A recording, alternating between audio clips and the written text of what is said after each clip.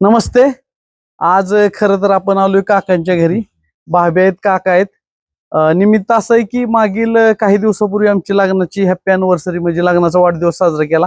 आम्ही प्रत्येकाला म्हणतो झाडं लावा. आम्ही स्वतःही लावली, परंतु त्याच निमित्ताने आपणही वृक्षदान केलं पाहिजे असा विचार होता. आणि त्याच वेळेस आम्ही हा रुद्राक्ष आणला होता. परंतु रुद्राक्ष झाडाला धार्मिक सांस्कृतिक खूप महत्व आहे. ते झाड योग्य ठिकाणी लागावं अशी आमची इच्छा होती. गेले कित्येक दिवस काकांची आणि आमची विषय होता की आपल्या बारामतीत मुडळ्याच्या कार्यक्षेत्रात एक विपश्यन केंद्र डेव्हलप होत आहे. येणाऱ्या काळात प्रापंचिक जीवनात आपण कितीही पळापळ केली तर त्यावेळेस तुम्हाला सुख शांती समाधान लागतं. कधीतरी एक शांततेचा पॉइंट हवा असतो. तोच काका आपण आपलं ट्रस्ट डेव्हलप करते. येणाऱ्या काळात ते उपलब्ध होणार आहे. परंतु माग आम्ही ज्यावेळेस गेलो, काकांनी ज्यावेळेस दाखवलं, त्यावेळेस इतकं प्रसन्न वातावरण वाटलं आणि त्यावेळेस डोक्यात विचार आला की हे झाड त्या ठिकाणी योग्य आहे. आणि आज आम्ही हे रुद्राक्षाचं झाड काकांच्या स्वाधीन करतोय. झाड देत असताना समोरचं व्यक्ती झाड जगवल का नाही ह्याची आपल्याला शाश्वती हवी असते. काकांबद्दल बोलायचं झालं तर 15 काही वर्षांपूर्वी वृक्षांचं वेड लावणारे माणूस आहेत म्हणजे काका. त्यामुळे आम्हाला पूर्ण गॅरंटी की झाड नक्कीच येईल. आणि इथून पुढच्या काळात कधी त्या ठिकाणी गेलो तर आमची आठवण राहील. आपणही असे काही उपक्रम असतील तर वृक्षारोपण आणि वृक्ष संगोपनाचं कार्य चालू करा. धन्यवाद.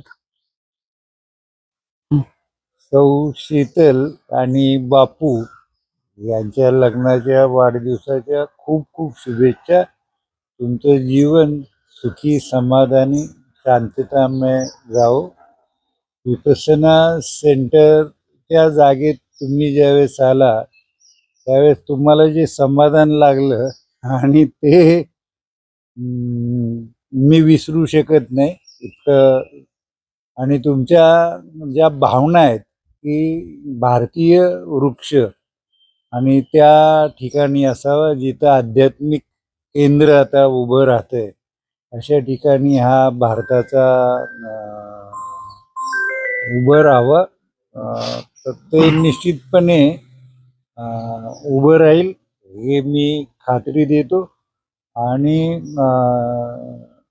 तुम्हा दोघांना जी विपसना करण्याची पण आतून भावना झाली ती खूपच चांगली आहे. कारण ते 10 दिवसाचं तुम्ही दोघांनी शिबिर केल्यानंतर मुडाळ केंद्र हे हे आमच्या ट्रस्टचं राहणार नाही, ते तुमचं झालेलं असेल हे मी खात्री देतो. तुम्ही पण त्या झाडं वाढवण्यात तिथली सेवा करण्यात तुमचा पण सहभाग मोठा राहील नंतर.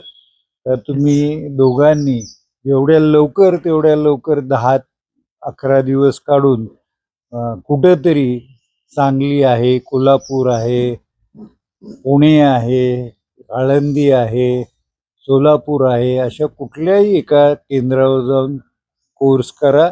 तुम्हाला आत्यंतिक समाधान, आत्यंतिक जीवनाचा मार्ग मिळेल, मला खात्री वाटते. नक्कीच. पुन्हा एकदा शुभेच्छा. ओके.